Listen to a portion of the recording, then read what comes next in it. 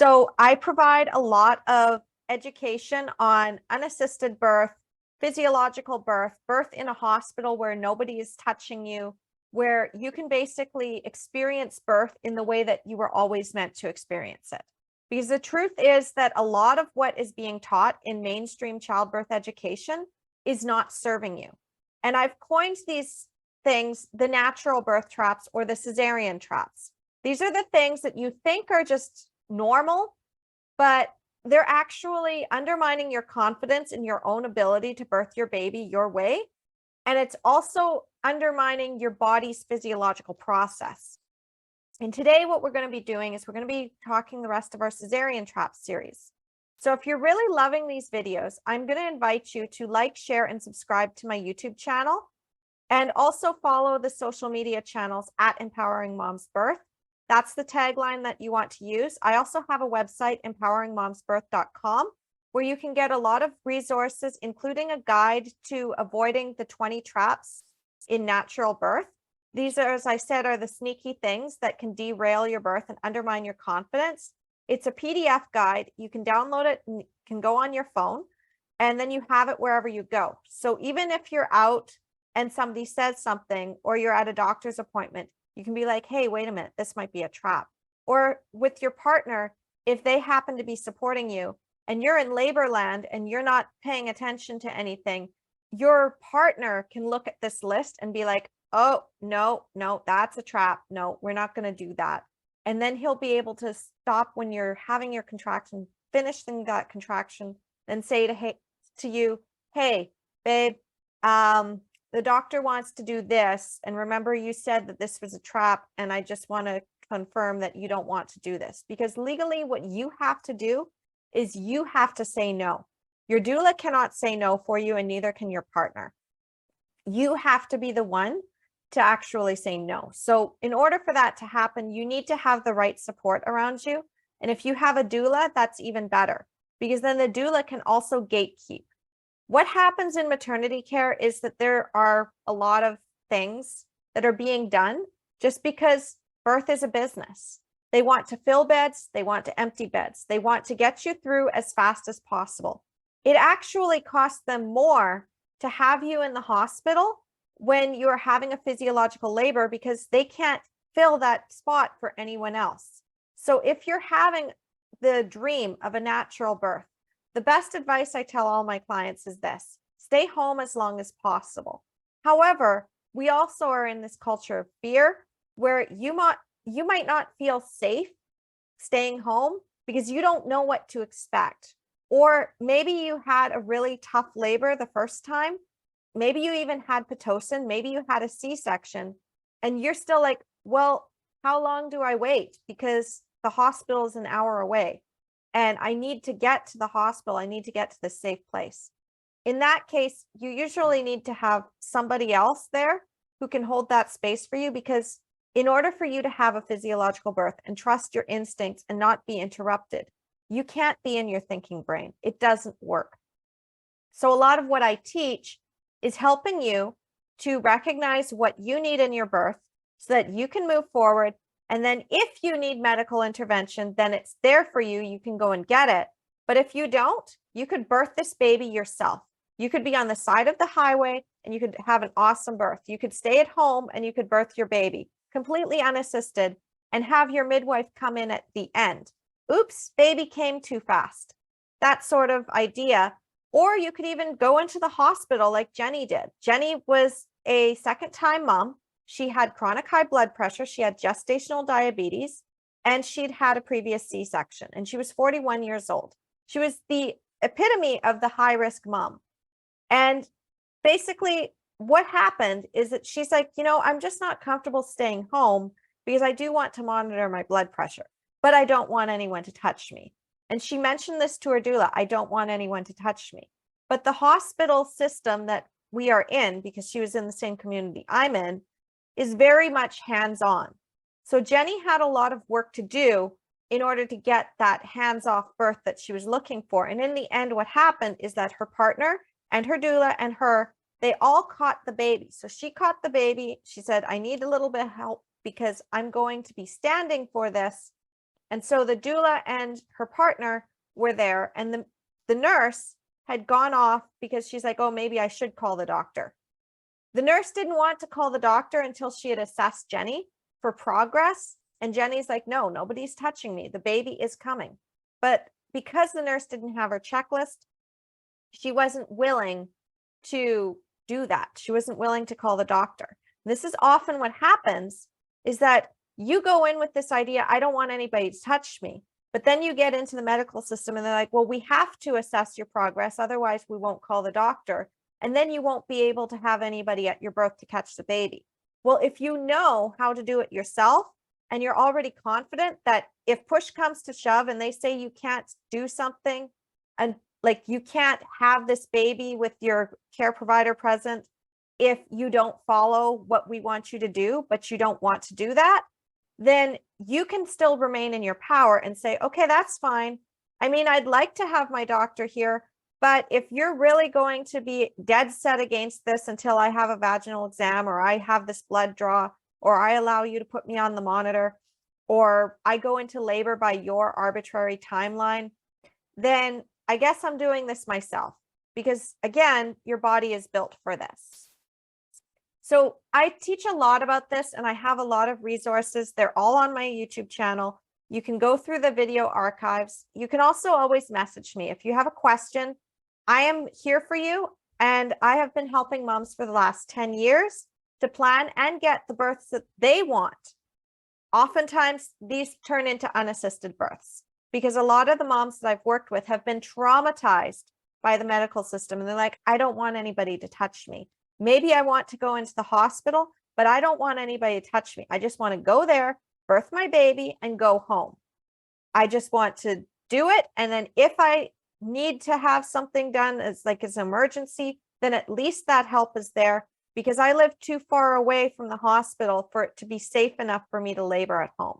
And then there's other opportunities as well, where some moms, they go to a hotel that's right across the street from the hospital, or close enough to the hospital, it's 5 minutes away, and they birth their baby in the hotel.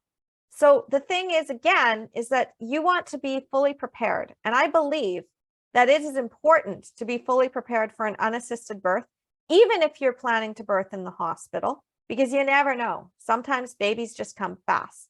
And this has happened to a lot of women that I've worked with and women that are friends of mine. And it almost happened to me. I was having a home birth, but if I had been having the idea of having a hospital birth, and I had decided to get out of the pool and go to the hospital, my baby would have been born on the front step. Because another thing they don't tell you about physiological labor is that sometimes you don't even realize just how far along in progress you are. So when you get to the point where you can't stand it anymore, sometimes if you've had Pitocin or you had a really stressful birth in the hospital, you don't realize that actually you're at the end. It's not, I don't want to do this anymore, I've got 8 hours of this. It's, I don't want to do this anymore, and oh, there's a baby. So I'll tell you that story another time. And again, you can always check out the videos on my YouTube channel. I'm going to be talking about this in the future.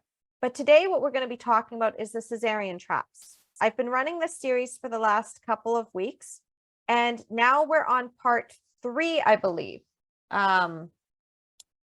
No, actually, we're on part 4. So this is a 5-part series, and we're at the end of them. So we are now at cesarean traps 16 to 18 is what I'm going to be talking to you about today. So the 3 big things about cesarean traps is this. First of all, a cesarean trap is exactly what it sounds like. It's a trap that leads you into getting a C-section that you otherwise were not planning to have, that you could have avoided if you'd only known that this was a trap. It's the same idea as if you're going out and in a slasher movie and you know that there is a killer out there, but the victim is out there going, hello, hello, or they run right into that spot where you know that the killer is waiting for them. That's how it feels as a doula whenever I see these traps coming. And I see them a lot because, again, these are mainstream things that you've been led to believe need to have a C-section, or things that are going to undermine your chances of having a natural birth, especially a VBAC, that then lead to the C-section. And I can usually trace, just by hearing the birth story, where that trap was and what it was, and be like, yeah, that's the point where you fell into that trap. And in hindsight, the more you understand about physiological birth, the more you will start to see these things. But it's not taught in mainstream. It's not taught in a lot of birth education. Sometimes it's behind a paywall. And I really want you to know what these traps are so you can avoid them. So if you pay attention to this video and what I'm going to be sharing with you in this series, then what's going to happen is you are going to be able to see those traps coming and avoid them. You're going to be able to have the natural birth you actually want to have without anybody touching you, without anybody pushing their interventions on you, without you crumbling under the pressure and giving in out of fear, or having your partner push you into something because they're afraid. You won't have any of that if you follow what I'm going to be teaching you. And again, this is really important, because if you don't know these things, if you don't know that this is a trap, here's what's actually going to happen is that you're going to go through your pregnancy. You're going to continue to soak up the regular information that you get from the media and from the mom blogs and from the education and from your care provider. That's going to lead you right into believing that your body either doesn't work or that it's going to be too hard for you to get what you actually want, and you won't get that natural birth that you actually are envisioning. And that's especially true if you're planning a vaginal birth after cesarean or multiple cesareans. And I'll be talking more about that in a minute.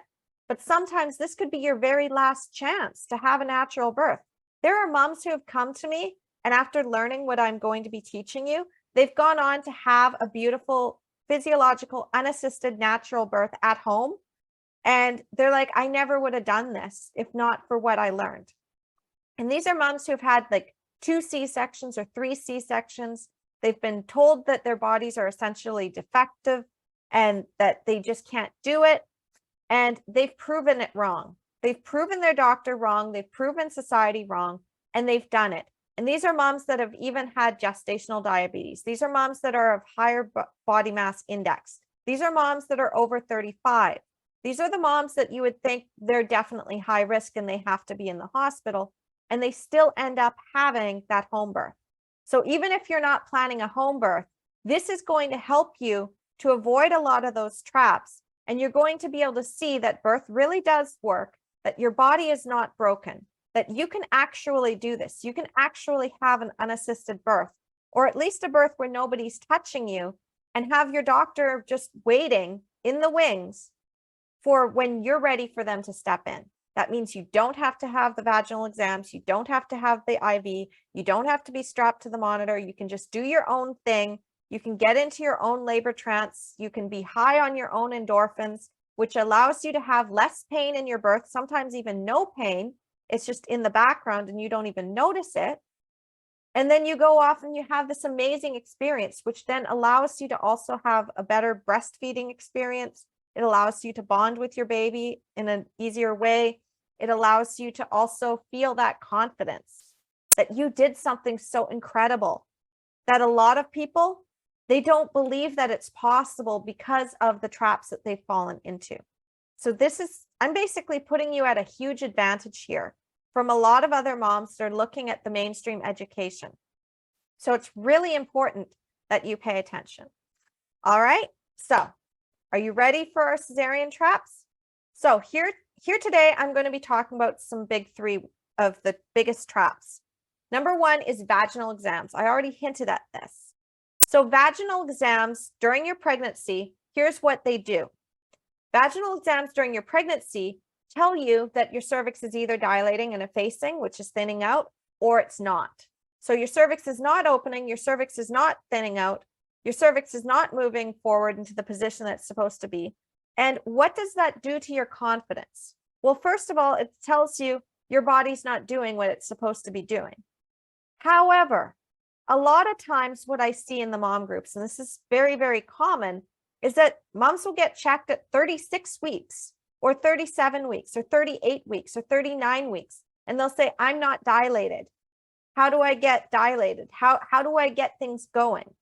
It undermines your confidence when you're doing this. The truth is that your cervix can change multiple times. In fact, it can open up to 6 centimeters and then shut right down and close up again. In fact, even moms who have had their cervix checked, like they checked it themselves before they went into an appointment, and then they go and talk to their care provider, and their care provider really upsets them and says things that make them feel like they're not allowed to have the birth that they want. Maybe they're being pressured into an induction or a C-section that they don't want. And then they go and check themselves again later, and they're like, things changed. They don't even let their doctor check them, but they check themselves and realize, oh, my cervix closed back up. Like, this is an actual thing that happens. And the reason for this is because Ina May Gaskin calls this the sphincter law. Your sphincter does not want to open if you're feeling stressed. The sphincter will open when you're feeling relaxed. So the other thing that it does, though, is it also signals to your body, hey, there's some real stress right now in our environment. It's probably not a good idea for anyone to be going into labor at this point. We should not be having a baby. So naturally, your cervix is not going to dilate. It is not going to efface. It is not going to get ready to push that baby out. Like, your uterus is like, no, we're not doing this. We're not doing anything. In fact, we're going to reverse the progress, and then we'll probably come back to it when things are safe again. The other option, of course, is that you're a 42-week mama. Are you really going to be dilated at 36 weeks? Probably not, because your baby actually needs more time. Your baby has their own timeline for birth. So when you have these vaginal exams in pregnancy, what it does, first of all, is it undermines your confidence in your body's natural ability that you're going to birth your baby. And your care provider will perpetuate this by saying, oh, you're only at 1 centimeter dilated and you're not really effaced yet. Doesn't look like labor is going to be starting anytime soon. Well, the truth is that you could go into labor that night, or you could go into labor 2 weeks from now, but it doesn't matter. Your body will do it. But the other thing that this does is if you have a painful vaginal exam, this can actually set your progress back. So a lot of moms, they're like, I had this vaginal exam. It was super, super painful. And I don't know how I'm going to be able to handle natural childbirth now because I can't handle these vaginal exams. And the thing that I say to them is the same thing I'm going to say to you. You don't have to have vaginal exams. They are not actually going to tell you anything about whether your baby is going to be progressing and you're going to have your baby that night or 2 nights from now or 2 weeks from now. It doesn't matter. In fact, with my own birth, with my daughter, I was at 6 centimeters dilated the night before she was actually born. And I had a very painful vaginal exam that I'd actually consented to because I was just so frustrated. And I'm like, I've been having weeks and weeks of stop and start labor, and I just want to know what my progress is. Now I know that it doesn't matter because your cervix can actually close right back up again, especially if it doesn't like being checked, because sphincters don't like things going up. It's not something that you want unless you're actually relaxing and being like, this is something for pleasure, but your cervix is not the same thing as your anus. I'm just going to say that because some people, they do like to have anal sex, but this is different. You don't want to shove something down your throat, and your throat is also a sphincter. The one of the parts of your throat does open and close. I forget the exact name for it, but that's one of the things is like you've got the open and closing. If you try to shove something down that you're not prepared for, it's gonna hurt and it's going to reverse what needs to happen. Oftentimes that's why we have the gag reflex, and that's why we end up reverse vomiting and being like, no, this is not happening. You're not going down that throat. So your cervix is like, hey, we don't like these fingers up here. We're going to shut everything down. The other thing, of course, is with vaginal exams, and they can accidentally break your water. If they do this before labor, or they go up there and they do a membrane sweep that you weren't consenting to, and this is a thing that happens, this can also cause you for a miserable time where you think that you're going into labor, but really your cervix is just like, what the hell just happened? And your uterus is all hyperstimulated. It's like, what the hell did you do?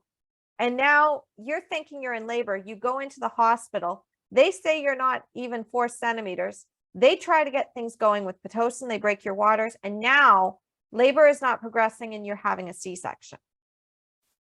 The other one, of course, is if you're in labor and you have the vaginal exams. As I said, that can be super painful. So then you're like, I can't seem to sit through these vaginal exams. I need the epidural, or I can't seem to go through this anymore. My cervix is so swollen. Now labor is stalled because your cervix is swollen from all these vaginal exams. They're possibly even introducing infections. They've possibly broken your waters. And then it's just super painful. It's not that natural birth that you wanted. And this can also lead to a C-section if you're not progressing at the same rate that they're expecting you to, which can be 1 centimeter per hour. And this, again, is based off of Friedman's curve, which was a study done with this guy Friedman, who was studying women in labor in a hospital setting who were all on Pitocin, and then said anyone who's not dilating 1 centimeter per hour is more likely to have problems. So that was the standard. They literally had women that were already on a very powerful drug that forces baby out before baby is ready. It's not a physiological birth. It's not supporting physiological birth. It is like putting a brick on a gas pedal of a car with no steering wheel and expecting the car to get to its destination without crashing into a tree or crashing into a wall. So obviously, that's a really defective way of studying things. But the other side of that is that physiological birth rarely happens in a hospital. I'm working to change that, because if you're wanting a natural birth, the way that you're going to be able to have the most success with that is by aiming for the physiological birth model and rejecting the heavily controlled natural birth model that we already have in the hospital. And then in order to do that, you need to be confident enough that you can birth your baby with or without support from the medical system, so that if you show up at the hospital and you decide to birth your baby and the nurse says, I'm not doing anything until you consent to this vaginal exam, and you're like, well, fine, I'm just going to birth this baby in the lobby then. And then you guys are all going to have to scramble, and you're going to get in trouble. But like, I'm not doing a vaginal exam. So you can either let people know that I'm in labor and the doctor already knows that I'm asking for a hands-off birth, but you know what? Like, I can do this anywhere. I don't actually need you. I'm just choosing this environment. Should I choose differently? Should I just turn around and go home? Because I will. And then that puts you in the driver's seat for power. You don't have to do that, but the confidence to be able to do that is what allows you to say no to those vaginal exams. Once you know that progress cannot be assessed by the vaginal exams, that you will instinctively know when it's time to push, that you can follow your own body's rhythms, that you don't have to deal with the vaginal exams just because the hospital wants to gatekeep, or just because you want your midwife to be with you, or just because you want to know when it's time to get into the pool. Like, when you know that that doesn't mean anything, it's so much easier to say no to it. All right, so the next one on the list is, okay. I've got like 21 of these, okay? So I have to really go through the list and remember which ones I've already talked about. So the next one on the list, this one is something a lot of moms do not know. This is what happens basically to cause the most C-sections, the biggest time frame of the most C-sections. And if you are giving birth around this time frame, you are more likely to get pushed in the way of them saying that your labor is taking too long, and they're going to want to do things to speed it up. Do you want to know what it is? There's actually 3 different things that you need to be watching out for. First of all, if you are going to be giving birth on a weekend or close to a weekend, so basically Friday before 6 p.m., you want to be watching out, because the closer you get to Friday at 6 p.m., the more C-sections happen. If you go into labor on the weekend, then again, there's going to be more C-sections and inductions scheduled before the weekend. Or on the weekend, they're going to really try to push you through that system. And the final one is any major holiday or the long weekends.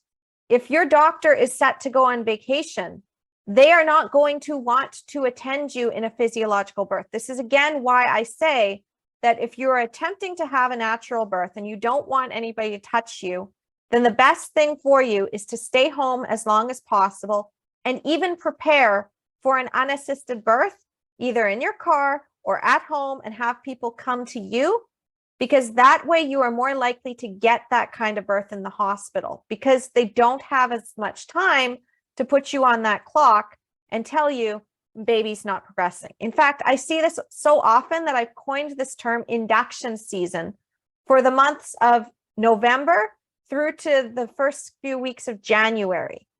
Induction season basically means this is the time of year when the most inductions are performed. These are the times of the year when the most C-sections are performed. The other time of year for induction season is in the summertime. So the months of June through to August is also a really big induction season, and even into September, because that's when the most babies are born. So when you see that, when you recognize that this is the time of year when the most C-sections are going to be performed, the most inductions are going to be performed, you're going to want to pay more attention to what traps you might be falling into in terms of what your care provider may be saying. They may be saying things like, your baby's too big. Your baby's too small. You don't seem to be dilating, so we might need to induce you or strip your membranes to get things going. Or, well, I'm not going to be available next week, so you should probably induce labor so that you can guarantee that I'm going to be there to attend your birth. Because the other doctors don't support vaginal birth, or they don't support natural birth, or they don't support VBAC, whatever it is. They're basically gatekeeping you, and they're telling you that you have to go into labor by a certain point on their timeline. And then that leads to them pushing you through the system, getting you out the door before 6 p.m., back into your recovery room, and then they don't see you. It's fill beds, empty beds. This is a huge problem. Thanksgiving, Christmas, any other major holiday in the winter, spring break can be an issue. Mother's Day, I was actually told my baby was too small because he was actually going to be born around the May long weekend here in Canada. So I actually had that trap too. And looking back, I'm like, oh yeah, that's why, because it was the May long weekend. My daughter was born around Easter. So there's always going to be some sort of major holiday or the weekend or a Friday. You've got to be careful, because this is a huge trap that so many people overlook. In fact, in the mom groups, I can always see it. It's like, oh, it's coming up on Friday. Who's going to get pushed into a C-section this week? Who can I gently direct out of that? And who is it going to be too late and I'm going to have to love on them later because they're not listening and they're already going for that induction and they feel they have no choice. So again, you really want to be careful. And this leads me to the last one on my list, which is multiple cesareans. Because if you've fallen into these cesarean traps more than once, then you've got an even harder job of trying to get that natural birth. Because the more C-sections you have, the more the medical system sees you as a walking time bomb. This is not true, though. You can actually go for a natural birth. In fact, some of my clients have had vaginal births after 2 cesareans or 3 cesareans. Sometimes there's even moms out there who've had vaginal births after 5 cesareans. There are OBs out there who will attend home births with moms who have had 6 cesareans. It all depends on who is most comfortable and understands physiological birth. Is there a chance of uterine rupture? Yes. However, it's often less than 1%.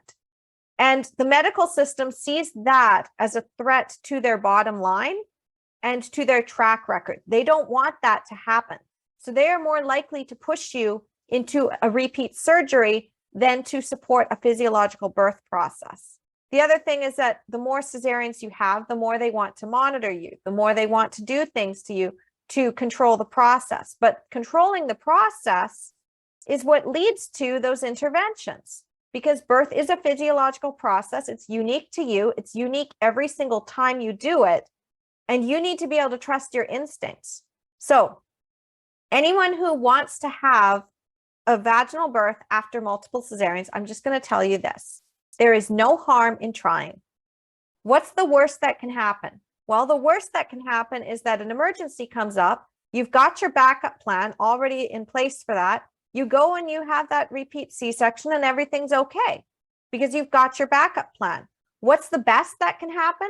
You go into labor on your own. You finally get to experience that physiological birth that you always wanted. You get to ride the waves of those contractions. You get to actually witness that your body is working. You push your baby out. Afterwards, you have that oxytocin high. You feel on top of the world that you did it. You finally have that sensation of actually birthing your baby, which then in turn heals your experiences from the last time. You recognize what happened, but it's no longer weighing on you because you no longer feel like your body is broken and defective. You did it. You proved that you could do it. Even if you end up needing an intervention, this is like the middle ground.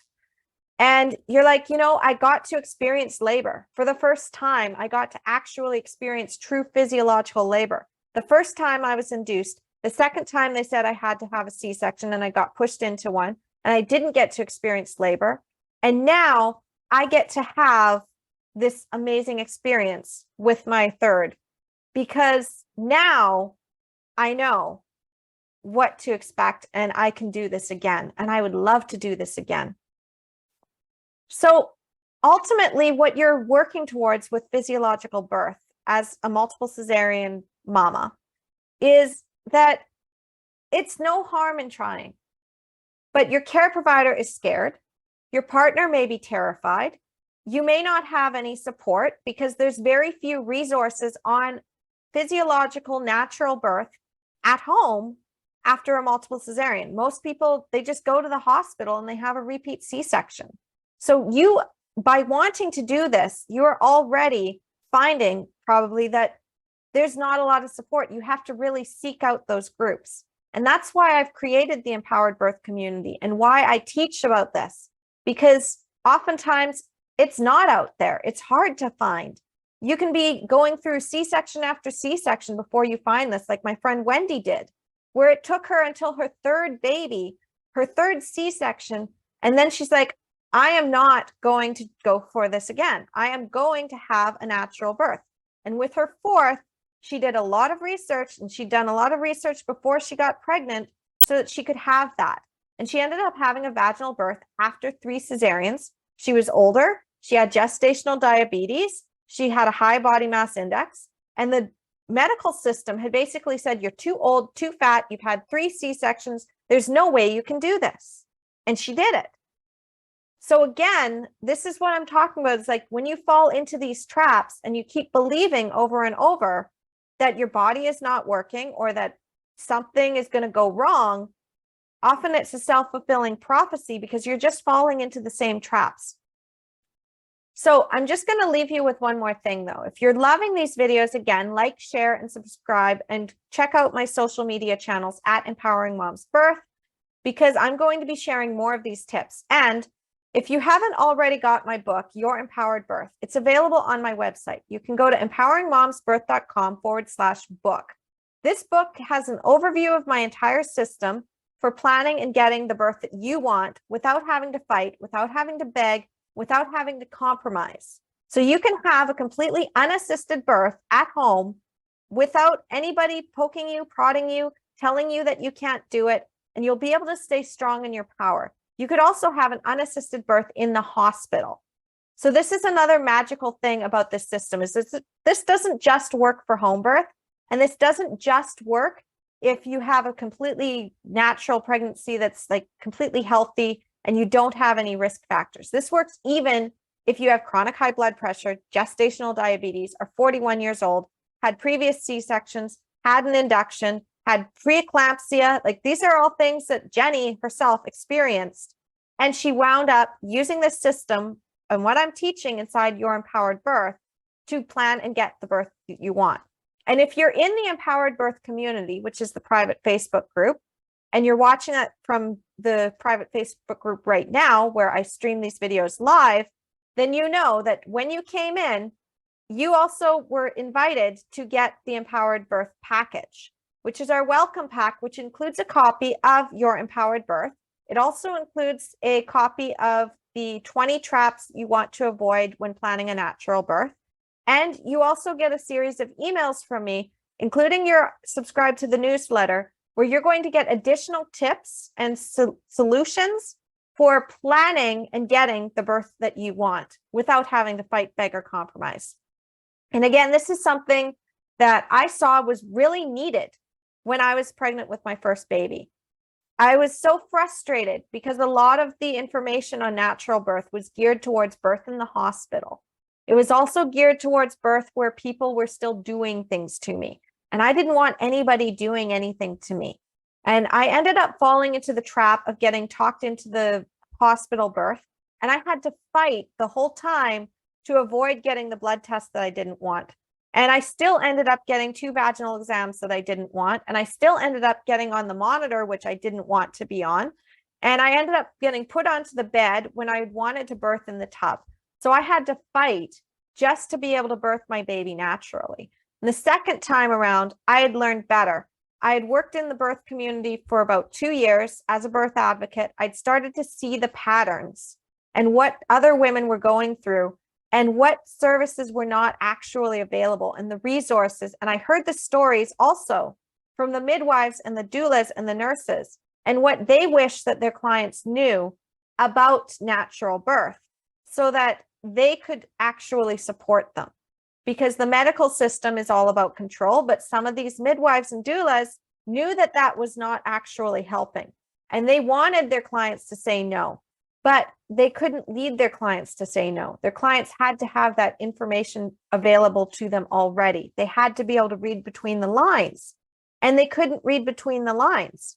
So then with my own birth, I actually recognized that I had to read between the lines of what my midwife was telling me, which was basically this: don't call me until that baby is almost out, because the medical system is going to keep putting you on this clock and expect you to have this progress. And I'm going to be expected by the system to give the vaginal exams to make sure that the progress is going at the rate that they want it. Because I could see that I didn't want to have the vaginal exams in my home birth, but she had certain things that she had to fill out. So I recognized that I had to have that labor basically unassisted. And then I called her at the end when I was pushing.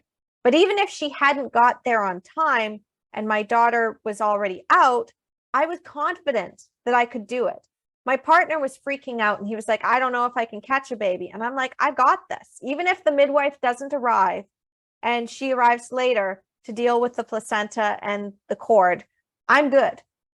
And so it was through that knowledge and recognition of how my body worked that I really started to develop this system. And I call it the empowered birth system, or the 5 pillars of empowered birth, which are: you need to have the right mindset. You need to have the right education. You need to have the right environment. You need to have the right facilitators, and you need to have the right support. You also need to be able to get past all your fear, recognize that birth is a physiological process, understand physiological birth, which is where the right education comes in, and then be able to be like, you know what, no matter where I birth this baby, I've got this.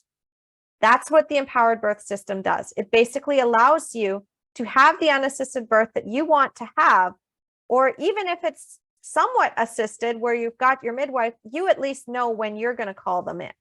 You don't have to follow their plan. You can be like, okay, well, I actually want to catch my own baby, but I don't want to deal with the cord and the placenta. So after the cord finishes turning white and limp and the placenta's out, then I want you to clamp the cord, because I don't want to deal with that. I don't want to deal with the cleanup. I don't want to deal with anything with this stuff. If I tear, obviously I want to be stitched up, but I want to be able to have the anesthetic, like that sort of thing. And oftentimes you don't tear very badly, but if you do, you can also still walk your care provider through how you want to be treated, as opposed to the one-size-fits-all medical care system where everybody just gets the same, because that's the most efficient way to do it. You're taught through the empowered birth system how to navigate those conversations and figure out who to hire and how to have those conversations with your partner so that your partner can support you, and how to have those conversations with your doula so your doula can support you better. Because I saw the gap in the system, and that's what your empowered birth does, is it fills that for you.